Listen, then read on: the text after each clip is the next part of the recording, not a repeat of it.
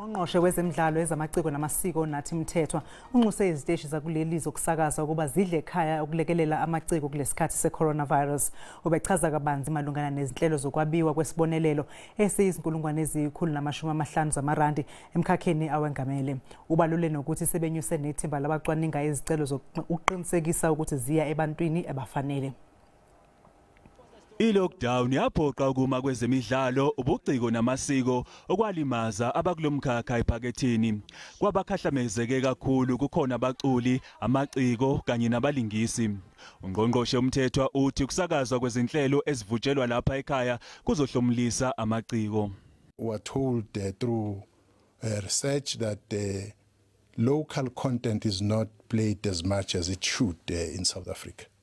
Once more, as we pleaded then, we're pleading again that let us see local content, dominating our lives, especially at this time, because that is going to help artists to ensure that they earn a living. Kwangena izicelo ezingaphezulu kwezinkulungwane ezinhlanu ngaphambi komnqamulajuqu wokufaka izicelo umhla ziyisithupha kuMbasa. Ezinye izicelo aziphumelelanga ngenxa ungabi namaphepha adingekayo ukuzeseka. The question of whether we will open for second phase for reapplication will depend on those discussions that we are going to have. But from our side, the commitment is clear.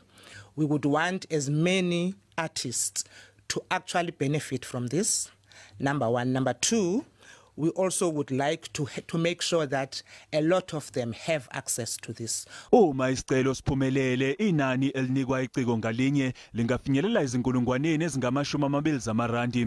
Kwezemidlalo kwangena izicelo ezingama-300 kwaphumelela ezingama-93, kanti isibonelelo saqala ukukhishwa mhla zingama-24 kuMbasa.